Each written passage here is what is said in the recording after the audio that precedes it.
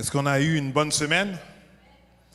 Amen. Même lorsque je suis content, il y a du monde qui ont dit Amen. Même lorsqu'il y a eu de la pluie, il a fait un peu frisquet. Mais parce qu'on dit quand même Dieu est bon et on passe quand même une bonne semaine malgré le bon temps ou le mauvais temps. Ça ne dépend pas ou bien ça n'imprègne pas en fait notre caractère ou nos émotions, nos sentiments. Bien que des fois ça veut affecter, mais il faut vraiment être déterminé et dire, tu sais quoi, je vais bien, ça va bien aller dans le nom de Jésus. Amen. Par contre, on a eu du beau temps hier et je pense que ça continue encore. Donc on est content. On a eu une prélude par contre il y a 2 semaines. Je pense que tout le monde pensait qu'on était en Floride. Non, on était vraiment à Montréal avec une température hausse et on s'attend à vraiment vivre cela. Ah bon, j'espère que le monde sont contents quand on parle de chaleur parce que c'est pas tout le monde qui aime la chaleur, mais moi j'aime la chaleur. J'aime quand il fait chaud. J'espère que ça va être bien pour moi et que ça va être bien également pour vous, peut-être qui n'aiment pas trop de chaleur. Mais par contre en été on veut de la chaleur parce qu'en hiver il fait quand même froid. On est vraiment content de vous voir ici en présentiel et on continue à faire l'annonce vraiment pour vous inviter à venir vous joindre à nous ici au Centre de Résurrection à la Chine. Pour vous et celles qui nous écoutent depuis longtemps dans les différentes plateformes de médias sociaux. L'église est ouverte, on vous dit vraiment, vous êtes les bienvenus. On veut vraiment vous rencontrer.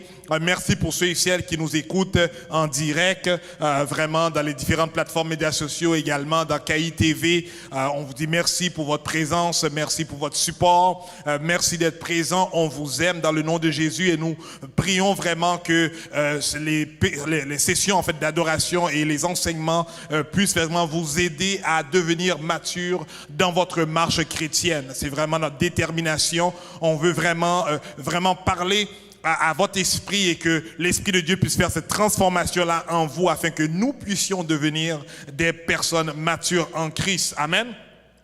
Et cela, donc je veux vraiment dire merci. Tantôt j'ai vu Mélissa passer, je vais la dire bonjour, ça fait longtemps qu'on ne s'est pas vu. On s'est parlé mais ça fait longtemps qu'on ne s'est pas vu visuellement, donc je suis content de te voir et je vois que tu es venue avec ta petite également. Qu'elle est belle et coquette, que Dieu te bénisse ma belle. C'est un enfant en fait de la COVID. C'est un bébé COVID, mais on est content. Dieu est fidèle, amen. Si vous êtes content, marquez dans le chat, oui, je suis content d'être dans la présence de Dieu. Vous ici, regardez votre voisin, votre voisine, dites, je suis content d'être ici avec vous dans la présence de Dieu, amen. On est dans cette série de messages qui parlent vraiment d'enraciner. Vraiment, on a parlé de différentes valeurs qu'on voudrait que les gens puissent s'approprier parce que très souvent, on reçoit des valeurs, on est inculqué par des valeurs de notre naissance et on grandit et on les applique, mais des fois, on n'est pas conscient en fait de cela.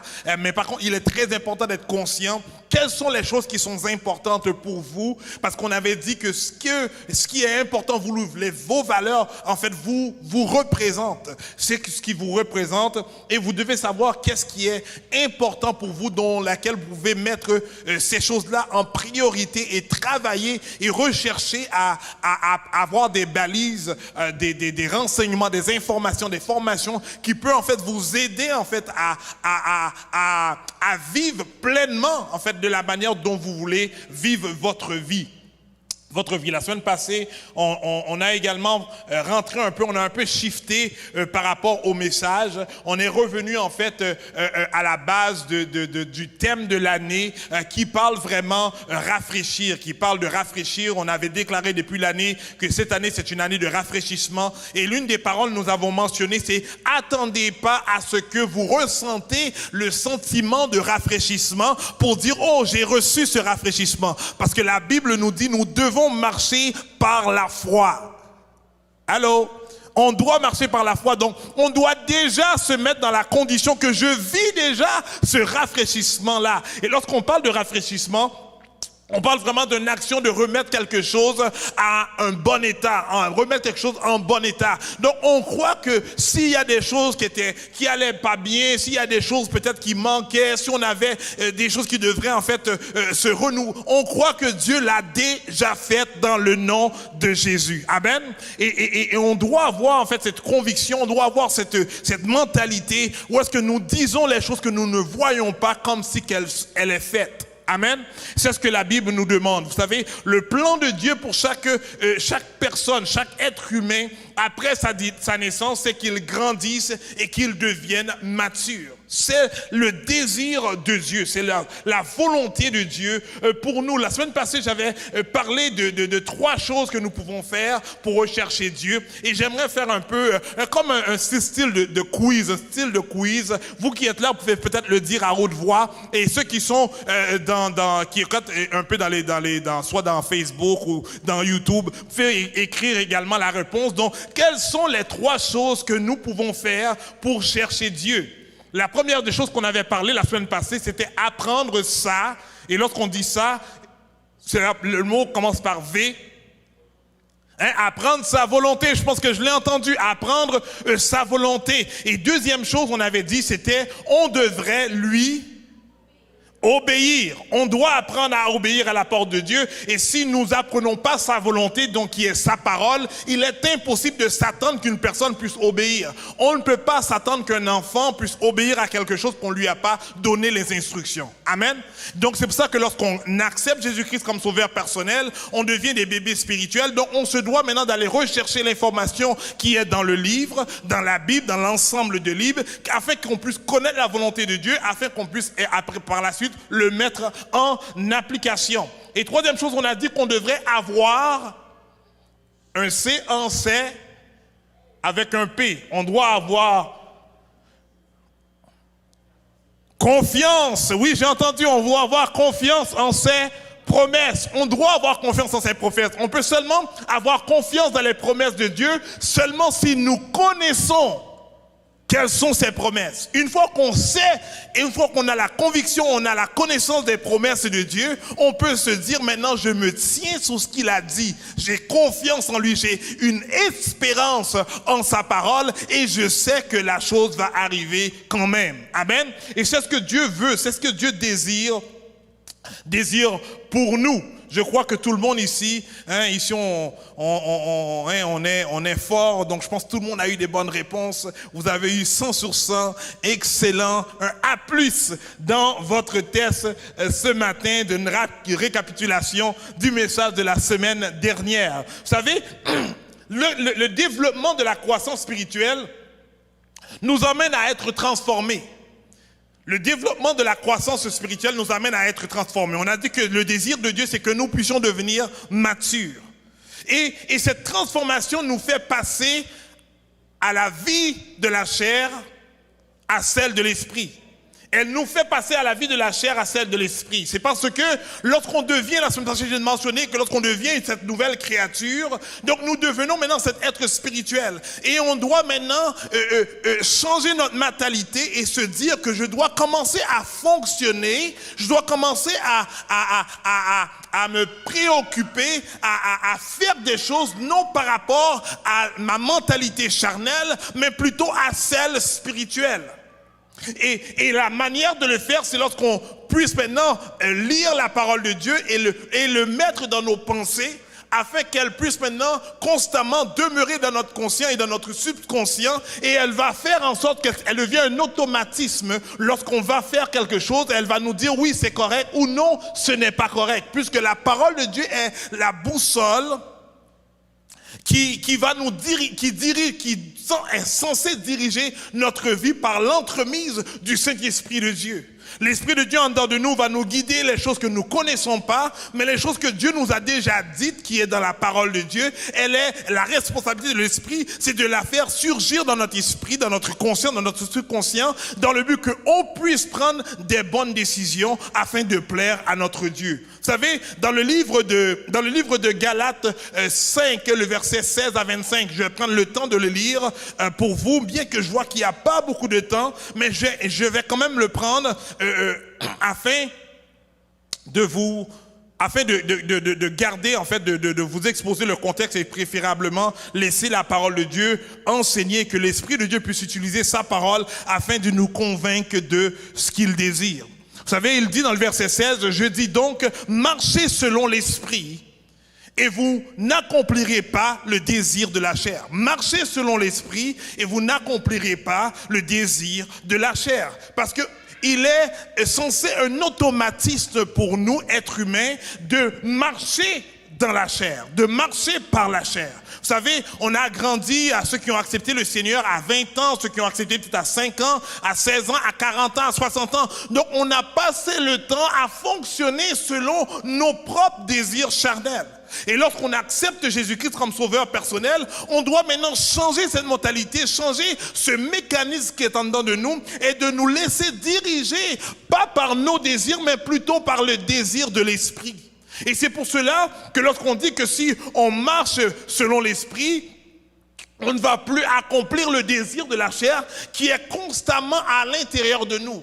La Bible va nous faire savoir que même lorsque j'ai ce bon désir de vouloir plaire à Dieu, je peux seulement le faire par l'esprit parce que la chair en elle-même, le moi, mon être humain, ma nature naturelle, elle ne peut pas plaire à Dieu. Et la seule manière de le faire, c'est si nous désirons de marcher par l'esprit en connaissant en fait la parole de Dieu qui est l'esprit de Dieu en elle. Vous savez, le verset 17 va dire car la chair a des désirs contraires à ceux de l'esprit. Et l'esprit en a contraire à ceux de la chair. Ils sont opposés entre eux afin que vous ne fassiez point ce que vous voudrez. Si vous êtes conduits par l'esprit, vous n'êtes point sous la loi.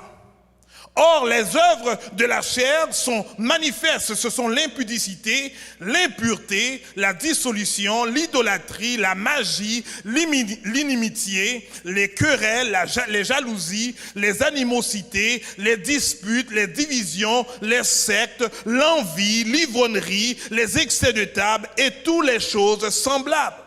Je vous dis d'avance, comme je l'ai déjà dit, que ceux qui commettent de telles choses n'hériteront point le royaume de Dieu. Très souvent, on va se poser la question, mais qu'est-ce qui va faire en sorte que je ne vais pas hériter le royaume de Dieu? Qu'est-ce qui fait en sorte que je ne vais pas aller au paradis? Qu'est-ce qui fait en sorte que je ne vais pas rejoindre Dieu lorsqu'il va revenir nous chercher, lorsqu'il va revenir nous chercher au retour de Jésus-Christ? On voit que dans la Bible va nous indiquer quels sont ces éléments, quelles sont ces affaires qui fait en sorte que nous demeurons en fait séparés ou opposés à la volonté de Dieu. C'est pour cela qu'il est très important. On va me dire, mais Ricardo, mais la Bible nous dit que le salut, en fait, elle est certaine, elle est véritable et rien ne peut changer le salut que j'ai obtenu. Mais la Bible va nous faire comprendre que lorsque c'est pas tout le monde qui vient à l'avant et qui accepte Jésus-Christ comme Seigneur ou Sauveur dans leur vie, ou bien qu'ils l'acceptent chez eux ou quoi que ce soit, qui vont confesser le nom de Jésus-Christ, qui sont sauvés. Tandis que la Bible va dire, si tu crois dans ton cœur et tu confesses de ta bouche, oui, tu vas être sauvé. Mais la réalité va nous faire comprendre que celui qui a accepté Jésus-Christ, la Bible va nous faire que tu dois reconnaître l'arbre selon son fruit. Donc Dieu s'attend lorsque tu l'acceptes comme Seigneur, comme Sauveur et Seigneur dans sa vie, il s'attend qu'il y ait une transformation qui se fait en toi. On doit voir ce changement. Tu ne peux pas dire que j'ai accepté Jésus-Christ et je suis consciemment, ma volonté me dit, je vais rester dans ce que je suis. Je ne peux pas dire que j'accepte Jésus-Christ et que j'étais reconnu comme un voleur ou j'avais l'habitude de voler et dire oui, j'accepte Jésus-Christ, je suis sauvé, mais je vais continuer à voler.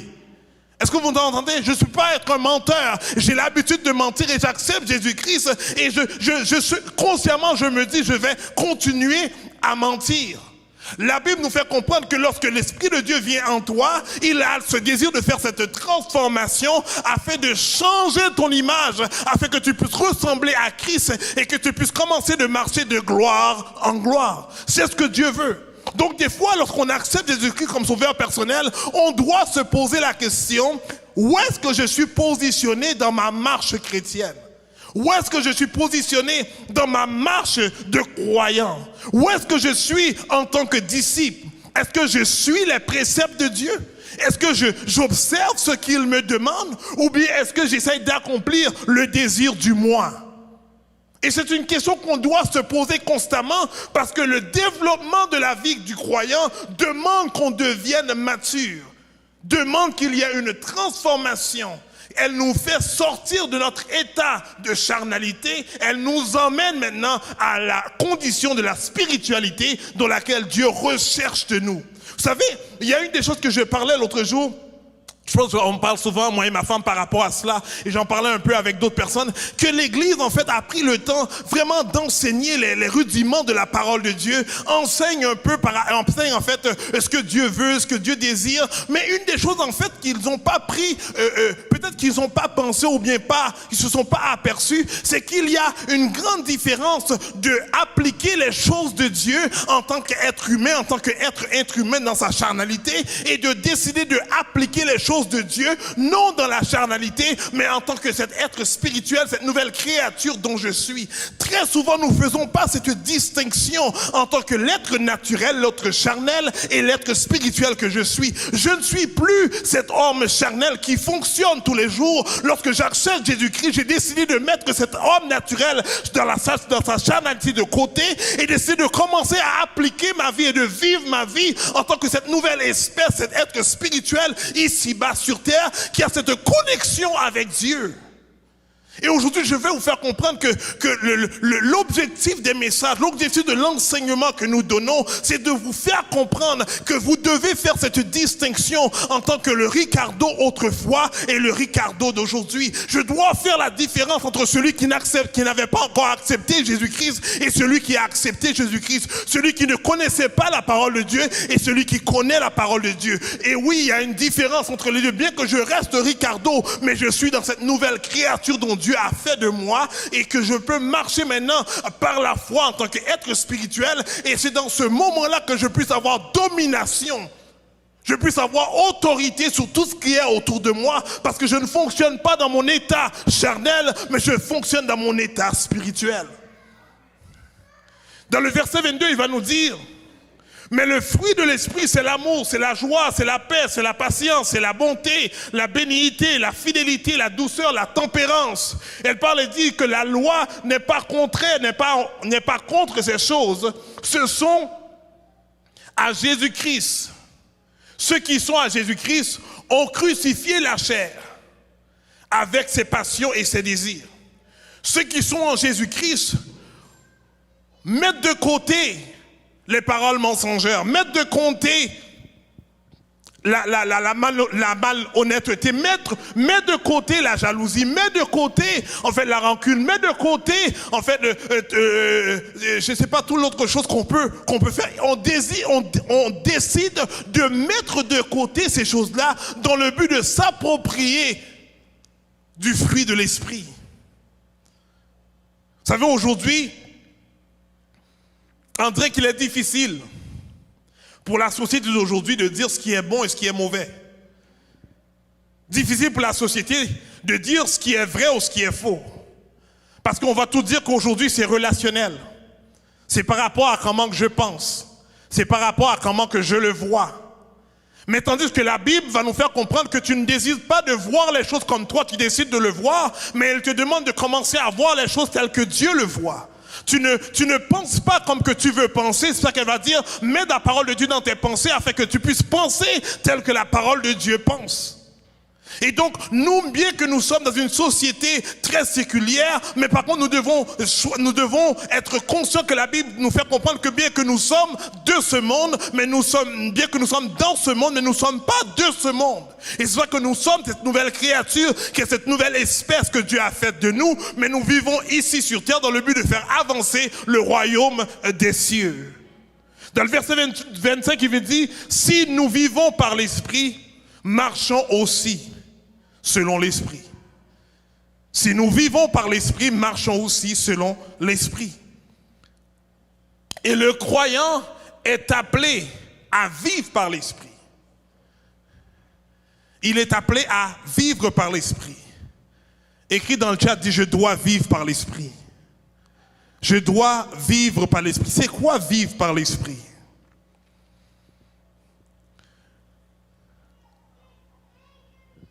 C'est quoi vivre par l'esprit?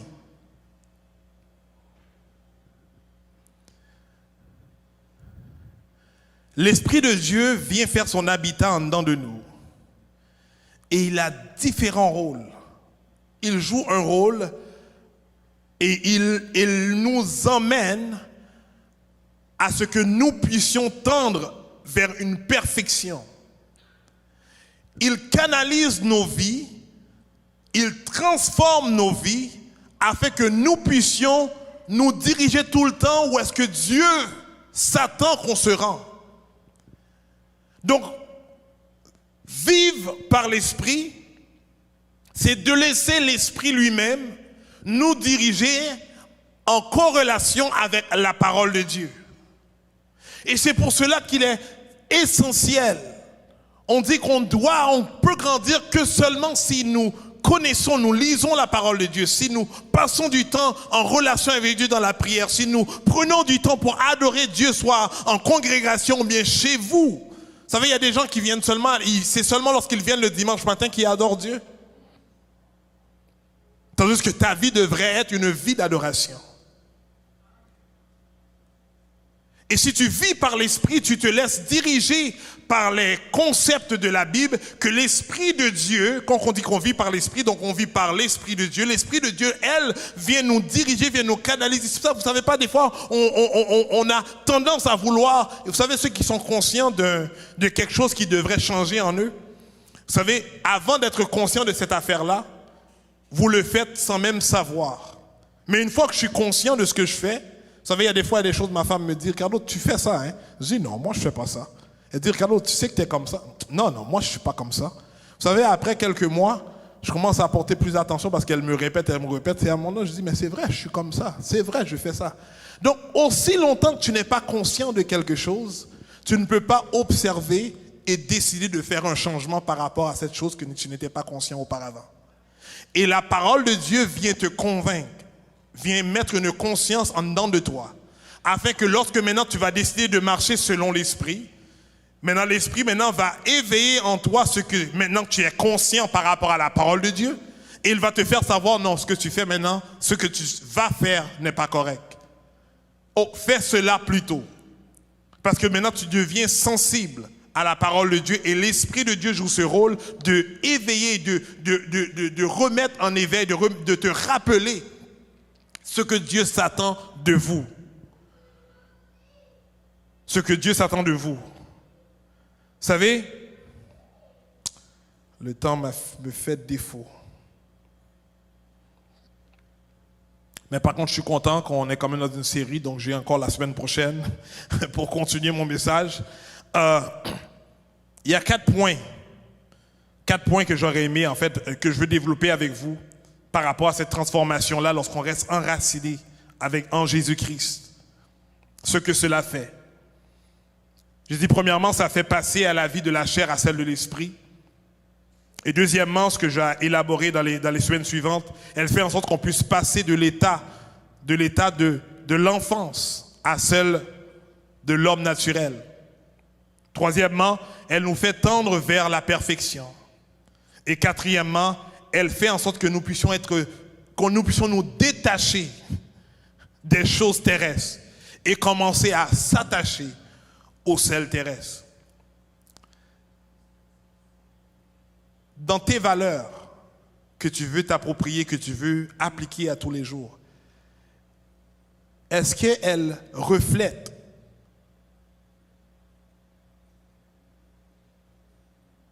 ta nouvelle créature dont tu es? Est-ce qu'elle reflète l'image de Christ? Parce que lorsqu'on accepte Jésus-Christ comme sauveur personnel, on doit décider de laisser des choses de côté, de se détacher de certaines habitudes, afin maintenant de s'attacher à d'autres aspects qu'on n'avait pas l'habitude de faire. Parce que nous sommes cette nouvelle identité et on doit apprendre à la connaître et on doit apprendre à marcher dans cette identité. Parce qu'il est très facile à une personne d'accepter le Seigneur comme sauveur et Seigneur de sa vie et à marcher toute sa vie en tant qu'un être charnel et de désir de Dieu. Si nous devons vivre cette vie abondante ne se vit pas dans cette charnalité, mais elle se vit en réalité dans cette spiritualité. Et c'est à ce moment-là que tu pourrais maintenant déclarer des choses de ta bouche et tu le vois se réaliser. Tu peux commencer à imposer les mains comme la Bible nous le dit et tu vas voir des choses se concrétiser. Tu vas commencer à dire des choses et les choses se font parce que tu t'es détaché de ce qui est charnel et tu as commencé à vivre dans ce qui est spirituel et tu as commencé à ordonner les choses qui sont déjà établies et faites dans le concept spirituel. Tu les as amenées dans cette réalité dont tu vis aujourd'hui. Je vais vous encourager à servir Dieu et à toujours faire une rétrospection, à se poser la question: est-ce que je vis comme que Dieu voudrait que je vive? Est-ce que ce que je fais, comment que j'agis, comment je me comporte, mes habitudes, est-ce qu'elles reflètent ce que la Bible me demande? Parce qu'on doit s'examiner à chaque jour. Il y a un message qui n'est pas très populaire aujourd'hui. C'est celle que Jésus va revenir. Et si on n'est pas conscient de cela, on va continuer à faire les choses comme on a l'habitude de le faire. Mais si on met dans nos pensées que Jésus va revenir, je dois changer mon état. Comme que l'esprit, vous savez, quand je dis je dois changer, en réalité, il faut comprendre ce que je veux dire, ce n'est pas moi qui dis. L'esprit vient déjà faire le travail et te donne la capacité et l'autorité d'appliquer ce changement en toi, mais c'est toi qui dois le faire. L'esprit ne va pas le faire. L'esprit te donne toute la connaissance, te donne la capacité et l'autorité de le faire. Mais c'est à toi maintenant à prendre la décision et de le faire. Et tu l'as déjà reçu. Mais c'est à toi à avoir la connaissance et être en mesure de te laisser transformer tel que Dieu veut que tu sois. Passez une excellente semaine. Que Dieu vraiment vous bénisse abondamment. Recherchez, lisez les différents passages de la Bible cette semaine. Je vous encourage, faites des lectures par rapport à c'est quoi l'homme spirituel? Comment je dois vivre? Qu'est-ce que Dieu me dicte? Et posez-vous cette question, qu'est-ce que je dois changer cette semaine? Qu'est-ce que je devrais améliorer cette semaine en moi? Parce que Dieu, le désir de Dieu, c'est que nous puissions constamment être dans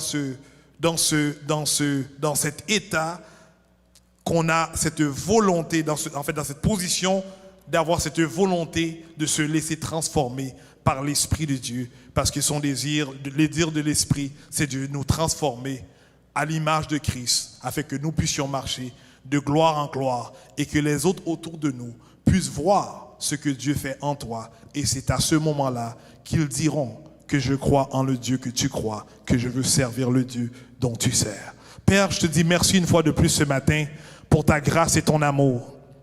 Je te dis merci, Père, au de ta foi saint, pour ta miséricorde. Merci, Père, au de ta foi saint, pour ces chants qui ont été chantés ce matin, que nous avons chantés ce matin, qui ont déclaré, Père, comment que tu es grand, comment que tu es puissant, comment que tu donnes déjà la victoire. Et nous voulons la déclarer maintenant, Père, dans la circonstance, Papa, dont nous traversons maintenant, Père, les gens, Papa, qui vivent, et moi également, n'importe quoi, Papa, dans toute sphère, soit travail, famille, école, Père, ou de relations, ou Dieu, finances, santé, Père, nous déclarons, Papa, une délivrance totale et capitale, Papa, dans le nom de Jésus-Christ. Je prends autorité maintenant, Père, dans le sphère, Père, physique, et je dis dans le nom de Jésus, conditionne-toi à la volonté de Christ dans nos vies, Père. Je prends contrôle, Père, de toi, Saint, autorité sous, Papa, la santé, Père, toute maladie maintenant, Papa, puisse s'éteindre, Père, puisse Papa, prendre la forme de normalité, Père, dans le corps des individus qui entendent le son de ma voix, dans le nom de Jésus. Non parce que j'ai le désir de le faire, Père, mais c'est parce que tu nous as dit, Papa, que tu nous as donné cette autorité. Aussi longtemps que je ne la prends pas, rien ne se fait. Donc je le prends maintenant, Père, et je déclare qu'ils sont guéris, ceux qui entendent ma voix dans le nom de Dieu. Je déclare un changement, Père, dans leur vie. Aujourd'hui même, Père, un changement radical, Père, au de ta foi saint, que même eux pensaient même pas faire se faire, Père, mais ils croyaient en toi, ils se sont tenus sur cette parole, Père, afin d'avoir confiance en tes promesses, Papa. Et je déclare, Papa, qu'elles puissent être faites dans le nom puissant de Jésus, Père, parce que tu es Dieu et parce que tu règnes. Je t'aime, je t'adore, Père. parce que tu es grand et merveilleux. C'est dans le nom de Jésus que je te prie. À toi revient toute la gloire et l'honneur dans tous les siècles. Amen. Passez une excellente semaine. Vous écoutez le Centre de Résurrection, un endroit qui donne la capacité à tout le monde d'aimer, de connecter, de servir. Je vous vois la semaine prochaine, Dieu voulant. Connectez-vous, s'il vous plaît, le mercredi dans la formation. Nous voulons vraiment, notre désir, c'est vraiment qu'on puisse grandir ensemble et qu'on puisse devenir tous des hommes, des femmes matures en Christ et qu'on puisse vivre par l'Esprit tel que Dieu le désire. D'ici là, on se voit. Passez une excellente semaine. Que Dieu vous bénisse.